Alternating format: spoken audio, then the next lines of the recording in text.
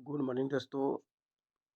हम लोग आप मेरे चैनल में से जुड़े हुए हैं, मेरे फेसबुक से प्रोफाइल से जुड़े हुए हैं, तो आप लोगों को बहुत बहुत स्वागत है। आज देख रहे हैं मैं आप लोगों को क्लास 10वां का सोशल साइंस सामाजिक विज्ञान मतलब चैप्टर 1 यूरोप में राष्ट्रवाद, जो कि आप लोगों को ऑब्जेक्टिव टाइप क्वेश्चन को हम लोग पढ़ाएंगे। आप लोग पढ़िएगा, जो कि 2025 में होने वाली जो मैट्रिक एग्ज़ाम है, ये सारी क्वेश्चन जो है वीवीआई है। क्या है? वीवीआई क्वेश्चन को हम कराएंगे, जो कि बहुत ही काफ़ी है। तो आप लोग देख रहे हैं, तो सबसे पहले आप मेरे यूट्यूब चैनल पर देख रहे हैं, तो यूट्यूब चैनल का नाम है मेरा द स्टडी लाइफ। तो इसको सब्सक्राइब कर लीजिएगा, पहली बार है तो। है पहले से जुड़े हुए हैं तो अपने दोस्तों को पास शेयर भी कर दीजिएगा, जो आपके मैट्रिक एग्ज़ाम देने वाले हैं। और अगर फेसबुक प्रोफाइल पर है तो फॉलो कर लीजिएगा, आपको अच्छा लगे तो, मतलब जो ज़बरदस्ती नहीं है। चलिए, तो ज़्यादा बातों को बड़ा नहीं बनाना चाहता हूँ। मैं सबसे पहले अपने पाठ पर चलना चाहता हूँ। तो मेरा पहला क्वेश्चन मेरा है, इटली तथा जर्मनी वर्तमान में किस महादेश के अंतर्गत आता है? इटली तथा जर्मनी यूरोप महादेश के अंतर्गत आता है। किस महादेश के अंतर्गत आता है? तो यूरोप महादेश के अंतर्गत आता है। दूसरा का क्वेश्चन कह रहा है, फ्रांस किस शासन वंश के पुनः स्थापना वियना कांग्रेस के द्वारा की गई? मतलब कहने का मतलब, फ्रांस में किस शासन वंश की पुनः स्थापना वियना कांग्रेस के द्वारा किया गया था? तो वियना अभी जानते हैं कहाँ है? तो ऑस्ट्रिया का राजधानी है, जो कि इसमें जब हुआ था 1815 में हुआ था। 1815 ईस्वी में यहाँ पर कहने का मतलब यहाँ पर सम्मेलन हुआ था। तो बुर्बो राजवंश का क्या हुआ था? यहाँ पर बुर्बो राजवंश का स्थापना हुआ था पुनः।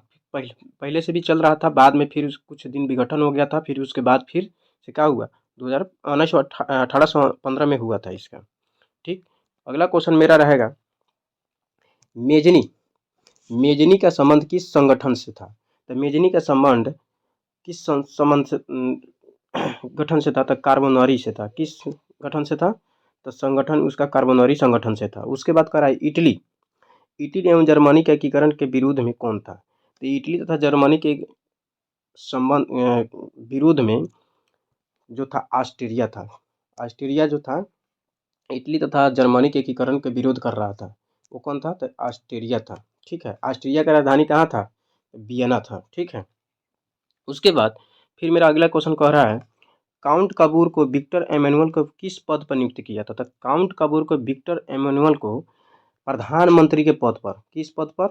तो प्रधानमंत्री के पद पर उनको नियुक्त किया गया था। ठीक है। काउंट काबूर को विक्टर एमेनुअल ने किस पद पर नियुक्त किया था? तो उसको प्रधानमंत्री के पद पर नियुक्त किया था। फिर अगला मेरा क्वेश्चन चल रहा है, गैरिबाल्डी गैरिबाल्डी पेशे से क्या था? तो आप लोग, ये बहुत रोचक माने क्वेश्चन है, बहुत ज़्यादा पूछने वाला क्वेश्चन है। तो गैरिबाल्डी पेशे से क्या था? गैरिबाल्डी जो था पेशे से, वो नाविक था। क्या था? नाविक था। पेशे से क्या था? नाविक था। अगला क्वेश्चन मेरा रहेगा कि जर्मन राइन साम्राज्य का मतलब जर्मन राइन राज्य या जर्मन राइन साम्राज्य का निर्माण किसने किया था? तो जर्मन राइन साम्राज्य का जो निर्माण करने वाला बिस्मार्क था। कौन था? सॉरी, बिस्मार्क नहीं, नेपोलियन था। सॉरी, नेपोलियन था। ठीक है। नेपोलियन था। किसने था? तो नेपोलियन था। अगला क्वेश्चन मेरा रहेगा, जलवेरिन जलवेरिन कैसी संस्था थी? तो जलवेरिन जो था वो व्यापारियों का संगठन था। क्या था? व्यापारियों का एक संस्था बैठा हुआ था, जो कि ये उसका नाम क्या था? तो जलवेरिन था। ठीक है। उसके बाद मेरा अगला क्वेश्चन है, रक्त रक्त एवं लौह की नीति का अवलंबन किसने किया था? तो रक्त एवं लौह का नीति का अवलंबन करने वाला प्रथम व्यक्ति कौन था? तो वह बिस्मार्क था। कौन था? तो बिस्मार्क था। ये क्वेश्चन का आंसर हो जाएगा बिस्मार्क। राइट आंसर बिस्मार्क हो जाएगा। अगला क्वेश्चन मेरा है, फैक फैक फ्रंट का संधि कब हुई थी? फ्रैंकफर्ट का संधि कब हुआ था? तो फ्रैंकफर्ट का संधि 1871 में हुआ था। कब हुआ था? तो 1871 में हुआ था। अगला क्वेश्चन मेरा रहेगा, नेपल्स नेपल्स की क्रांति कब हुई थी? तो नेपल्स की क्रांति जो हुआ था 1821 में हुआ था। कब हुआ था? 1821 में हुआ था मेरे दोस्तों, ठीक है, 1821 में हुआ था। अगला क्वेश्चन मेरा रहेगा, चर्चिस्ट चर्चिस्ट आंदोलन कहाँ हुआ था? तो चर्चिस्ट आंदोलन जो हुआ था ये इंग्लैंड में हुआ था, ठीक है, ये इंग्लैंड में हुआ था। अगला क्वेश्चन मेरा रहेगा, यूनान को क्या बोल रहा है, पूछ रहा है, यूनान को यूनान को एक स्वतंत्र राष्ट्र घोषित किया गया था। कब किया गया था? मतलब पूछ रहा है, इसका मतलब समय पूछ रहा है कि यूनान को एक राष्ट्र घोषित किया गया था। तो कब किया गया था? 1832 में किया गया था। कब किया गया था? तो 1832 में किया गया था। ये क्वेश्चन थोड़ा बढ़िया है, ठीक है। अगला क्वेश्चन है, कार्बोनरी कार्बोनरी संगठन किस वर्ष हुआ था? कह रहा है कि कार्बोनरी संगठन किस वर्ष हुआ था? तो कार्बोनरी संगठन कब हुआ था? तो 1810 में हुआ था। कब हुआ था? तो 1810 ईस्वी में हुआ था, ठीक है। और मेरा 15वां नंबर क्वेश्चन है, इंडियानोपुल का संधि, फिर पूछ रहा है इंडियानोपुल की संधि कब हुई थी? तो इंडियानोपुल की संधि आपको 1829 में हुआ था। कब हुआ था? 1829 में हुआ था। इंडियानोपुल की संधि कब हुआ था मेरे दोस्तों? तो 1829 में हुआ था, ठीक है। अगला क्वेश्चन मेरा रहेगा, पूछ रहा है कि इंडियानोपुल की संधि किन दो देशों के बीच हुआ था? मतलब संधि दो देशों के या एक से अधिक देशों के साथ हो सकता है, ठीक है, माने समझौता उसको कहा जाता है। तो इंडियानोपुल के संधि जो हुआ था तुर्की और रूस के बीच हुआ था। किसके बीच हुआ था? तो तुर्की और रूस के बीच हुआ था, ठीक है। अगला क्वेश्चन मेरा रहेगा, सेडौन सेडौन का युद्ध किसके बीच हुआ था? तो सेडौन का युद्ध जो हुआ था, जो ये जो हुआ था, ये फ्रांस और पर्सा के बीच हुआ था। किसके बीच हुआ था? फ्रांस और पर्सा के बीच हुआ था। किसके बीच हुआ था? तो फ्रांस और पर्सा के बीच हुआ था, ठीक है। अगला क्वेश्चन पूछ रहा है मेरा, किस देश का हंग हंगरी पर पूर्ण अधिपत्य हो गया था? मतलब कहने किस देश का हंगरी पर पूरा अधिपत्य, मतलब हंगरी को किस देश ने गुलाम बना लिया था, माने उपनिवेश बना लिया था? तो अगला क्वेश्चन कह रहा, यही इसका आंसर हो जाएगा, ऑस्ट्रिया ने। किसने किया था? तो ऑस्ट्रिया ने क्या किया था? हंगरी को पूरा अपना गुलाम बना लिया था, उसको मतलब कहने का मतलब उपनिवेश बना रखा था, ठीक है। उसके बाद अगला क्वेश्चन मेरा कह रहा है, पोलैंड पोलैंड के विद्रोह को किसने कुचल दिया? पोलैंड के विद्रोह को किसने कुचल दिया? तो पोलैंड के विद्रोह को रूस ने क्या कर दिया? उसको कुचल दिया था। किसने कुचल दिया पोलैंड के विद्रोह को? रूस ने, सोवियत संघ ने उसको क्या कर दिया? उसको कुचल दिया। अगला क्वेश्चन मेरा है, सन 1800 में फ्रांस और पर्सा के बीच युद्ध कहाँ हुआ था? सन 1870 में पर्सा और फ्रांस के बीच युद्ध कहाँ हुआ था?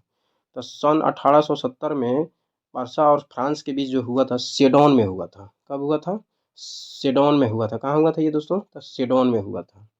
फिर अगला क्वेश्चन कह रहा है, यूरोपवासियों यूरोपवासियों के लिए किस देश का साहित्य एवं ज्ञान विज्ञान का प्रोन प्रेरणा स्रोत रहा है प्रेरणा स्रोत रहा है?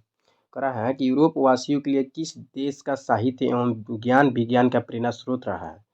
तो यूनान जो है ना, वहाँ के लोग बहुत पढ़ा लिखा होता है। आज हम लोग जो कैलेंडर का यूज करते हैं वहीं के लोग का देन है।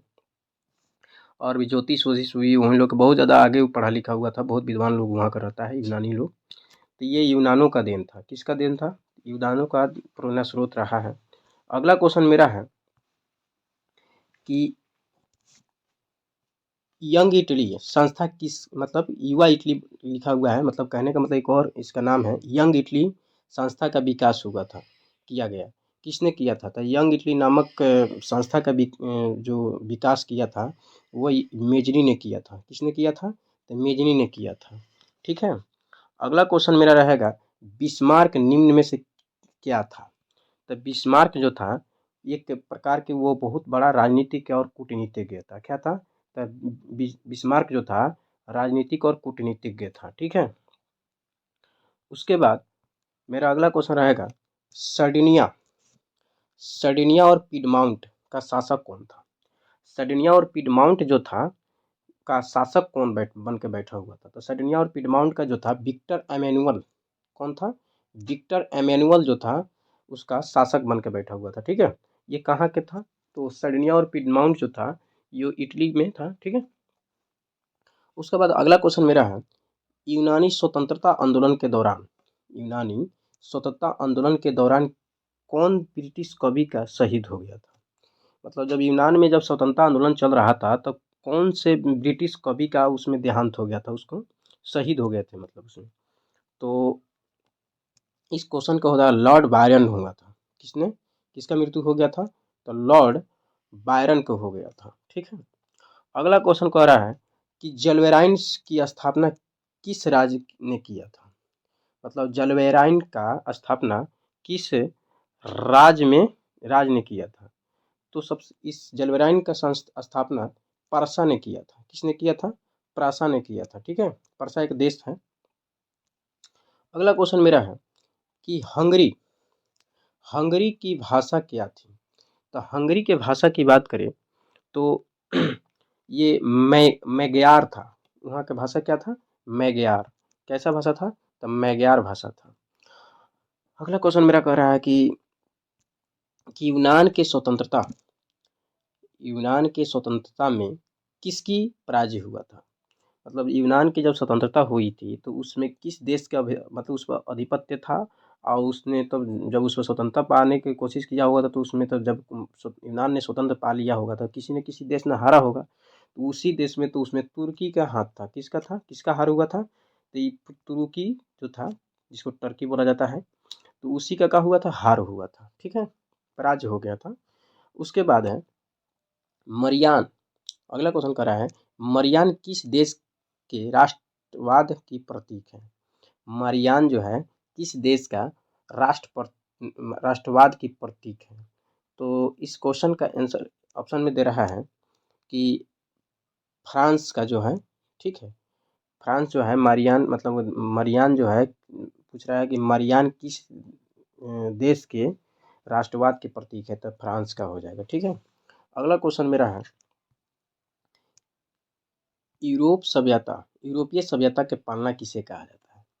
तो यूरोपीय सभ्यता के पालना यूनान को कहा जाता है। यूरोपीय सभ्यता के पालना किसे कहा जाता है, यूनान को कहा जाता है। अगला क्वेश्चन मेरा है एक्ट एक्ट ऑफ यूनियन किस वर्ष पारित हुआ था। एक्ट ऑफ यूनियन किस वर्ष पारित हुआ था। तो एक्ट ऑफ यूनियन 1688 में पारित हुआ था। कब हुआ था मेरे दोस्तों, तो 1688 में पारित हुआ था। अगला क्वेश्चन मेरा कह रहा है 1789 में फ्रांसीसी क्रांति के समय कहाँ किस सॉरी 1789 की फ्रांसीसी क्रांति के समय वहाँ किस राजवंश का शासन था, वहाँ किस राजवंश का शासन था। तो यहाँ पर बुर्बो राजवंशों का शासन था। पहले क्वेश्चन में बताए हुए थे कि वहाँ पर पूरा फ्रांसीसी क्रांति से पहले किस वंश का शासन चल रहा था, तो बुर्बो राजवंश है। फिर बाद में 1815 में फिर किसका शासन हुआ, वियना कांग्रेस के सम्मेलन में, तो बुर्बो राजवंश का शासन शुरू हो गया। ठीक है, अगला क्वेश्चन है मेरा कि नेपोलियन नेपोलियन संहिता किस वर्ष लागू हुआ था। नेपोलियन संहिता किस वर्ष लागू हुआ था। तो नेपोलियन संहिता जो है 1804 में लागू हुआ था। कब हुआ था, 1804 में नेपोलियन ने एक कानून का किताब लागू किया था जिसको नेपोलियन को संहिता कहा जाता है, जो 1804 में का हुआ था, यह लागू हुआ था।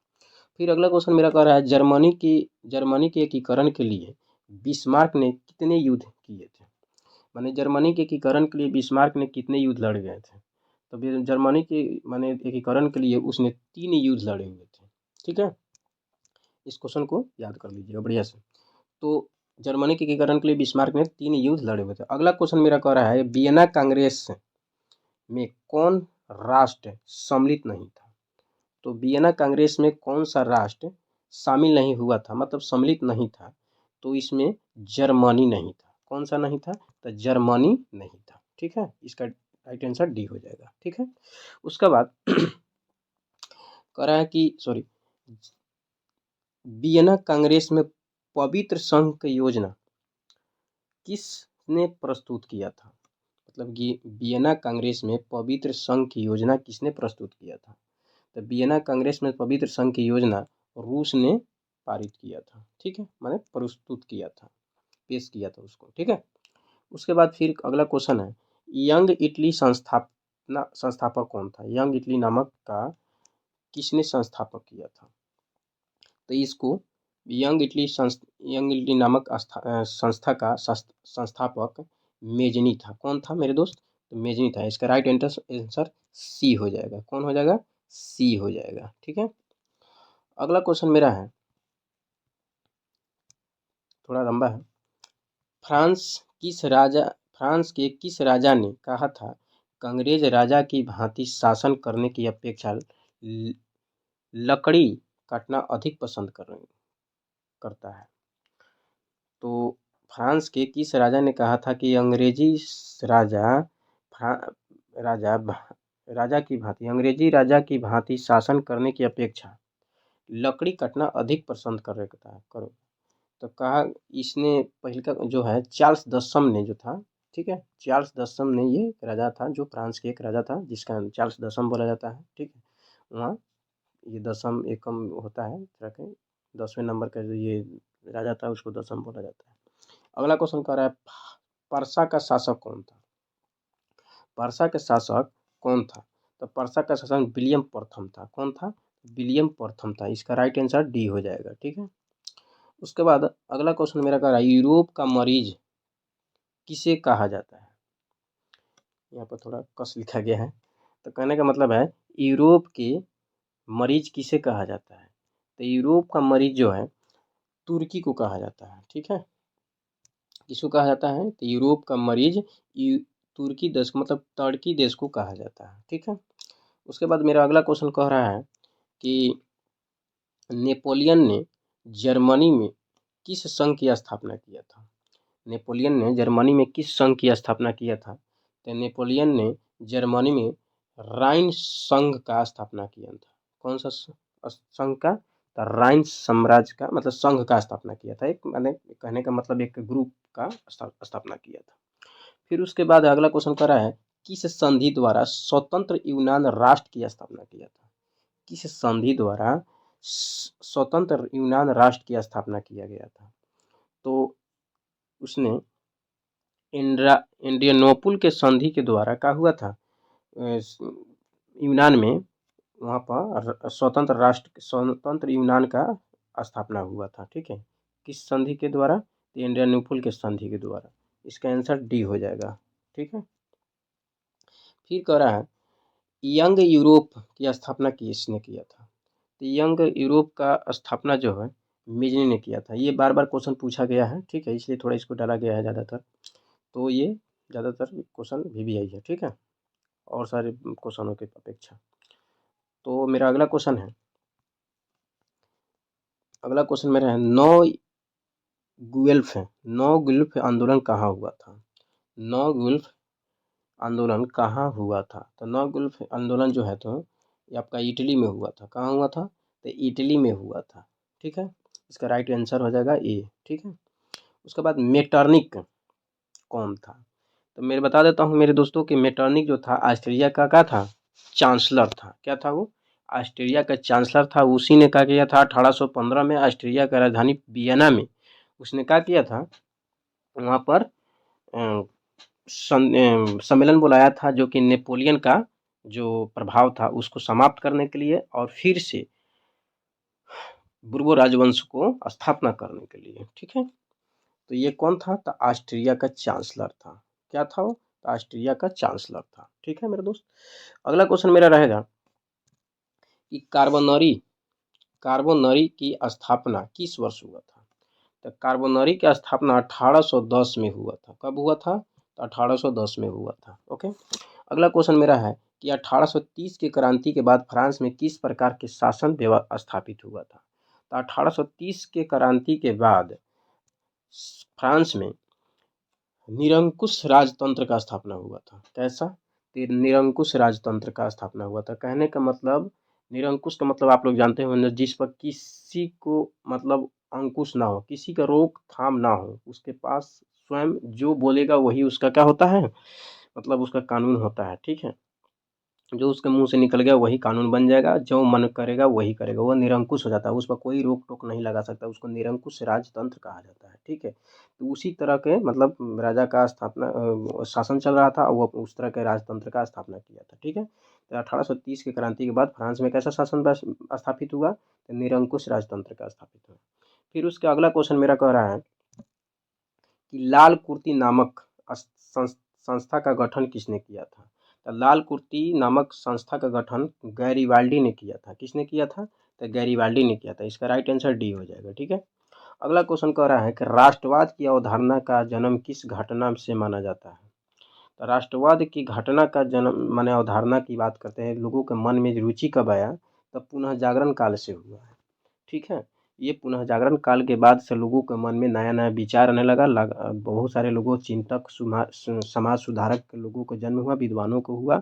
उसके बाद में क्या हुआ, लोगों के मन में क्या हुआ, ये जिज्ञासा हुआ, बहुत सारे माने संगीतकार गीतकार ने ये बहुत लोगों को क्या हुआ, प्रेरणा दिया कि हाँ हम लोगों को, ये चित्रकारों ने भी बहुत सारा प्रेरणा दिया है अपने चित्रकारी के माध्यम से। गीतकार ने अपने गीतों के माध्यम से लोगों के राष्ट्रवाद के अंदर क्या हुआ, भावना जगाया। उसके बाद क्या हुआ इसने, तो उस काल को हम लोग पुनः जागरण काल कहा जाता है। ठीक है, इसका राइट आंसर ए हो जाएगा। ओके, अगला क्वेश्चन है, रक्त और लौह नीति किसने अपनाई थी। तो रक्त और लौह का नीति किसने अपनाया था। तो रक्त और लौह का नीति जो है बिस्मार्क ने अपनाया था। किसने? तो रक्त और लौह का नीति बिस्मार्क ने अपनाया था। इसका राइट आंसर ए हो जाएगा। ठीक है, उसके बाद अगला क्वेश्चन मेरा कह रहा है कि किस युद्ध के बाद जर्मनी का एकीकरण पूरा हुआ। तो किस युद्ध के बाद जर्मनी का एकीकरण पूरा हुआ था। तो जर्मनी के युद्ध जो होता है, सेडान का युद्ध जो हुआ था, ठीक है मेरे दोस्तों, सेडान का युद्ध जो हुआ था, उसी युद्ध के बाद क्या हुआ, जर्मनी का एकीकरण पूरा हो जाता है और जर्मनी में एक राष्ट्रवाद और बढ़िया से मतलब कहने के एक राष्ट्र के रूप में भी उभर के आता है, बढ़िया सा, जो आदमी स्वतंत्र रूप से जीने का, किसी देश का उस पर उपनिवेशवाद, ना गुलाम ना किसी के था। ठीक है, तो सेडान के युद्ध होने के बाद होता है। ठीक है, उसके बाद अगला क्वेश्चन मेरा कह रहा है कि किस संधि द्वारा जर्मनी का एकीकरण पूरा होता है। देखिए दोनों का एक ही प्रकार का है क्वेश्चन, जर्मनी से इस कौन सा किस पूरा हुआ है। तो इस क्वेश्चन का आंसर हो जाएगा फ्रैंकफर्ट की संधि जब हुआ था सेडॉन का। ठीक है, सेडॉन मैंने हुआ था, तो वहीं पे क्या हुआ, वहाँ फ्रैंकफर्ट की संधि हुआ और उसमें क्या होता है कि जर्मनी एक स्वतंत्र मतलब एकीकरण होता है, मैंने पूरा एक जगह टूटा फूटा था, जब बहुत सारे राज्य का बिखरा हुआ था, तो एक जगह का हुआ है उसका एक जगह मतलब स्थापित होता है, एक राष्ट्र की तरह केंद्र केंद्र से होता है। ठीक है, बहुत जगह डिसेंट्रलाइज हो गया था, मतलब विकेंद्रीकरण हुआ था, तो उसके बाद में एक जगह हुआ। तो फ्रैंकफर्ट की संधि के बाद क्या होता है, एकीकरण पूरा होता है। ओके, जर्मनी और इटली के एकीकरण का अगला क्वेश्चन मेरा है कि जर्मनी और इटली के एकीकरण के समय फ्रांस का शासक कौन था। तो जर्मनी और इटली के एकीकरण के समय फ्रांस के शासक कौन था। तो इसका नेपोलियन तृतीय था, नेपोलियन प्रथम नहीं, नेपोलियन तृतीय था। किसने था? तो नेपोलियन तृतीय था। अगला क्वेश्चन मेरा रहेगा, बस इतना ही क्वेश्चन है। तो आप लोगों को कैसा लगा, आप लोग कमेंट में थोड़ा बताइएगा, तो फिर मैं अगले क्वेश्चन अगले वीडियो लेकर आऊँगा। ठीक है, तो मेरे चैनल को अभी तक अभी सब्सक्राइब नहीं किए हैं तो सब्सक्राइब कर लीजिए, आपको अच्छा लगता है तो, और नहीं तो कोई ज़बरदस्ती नहीं है। और मेरे चैनल पे है तो फॉलो कर लीजिए, और छोटा सा दिल से एक लाइक कर दीजिएगा। मैं आपको मैट्रिक एग्ज़ाम के लिए आप लोगों को बढ़िया बढ़िया क्वेश्चन लेकर आते रहूँगा। और हाँ, 12th के एग्ज़ाम वाले के लिए हिस्ट्री, ज्योग्राफी और पॉलिटी का क्वेश्चन भी लेकर आ रहे हैं, जो क्वेश्चन में डायरेक्टली पूछा जाएगा। ये भी क्वेश्चन है जो आप लोगों के पूछा जाएगा। फिर मैं एक और लेकर आऊँगा जो बढ़िया से बढ़िया क्वेश्चन रहेगा। अभी आप लोगों को मैं इस तरह क्वेश्चन से अवगत करा देता हूँ, और हर क्वेश्चन को हम बढ़िया ढंग से आपको डिस्कशन कराते रहूँगा। जब तक, माफ़ी चाहता हूँ कोई गलती हो गया होगा तो। तो जब तक के लिए आपको आप लोग से विदा चाहता हूँ। नमस्कार।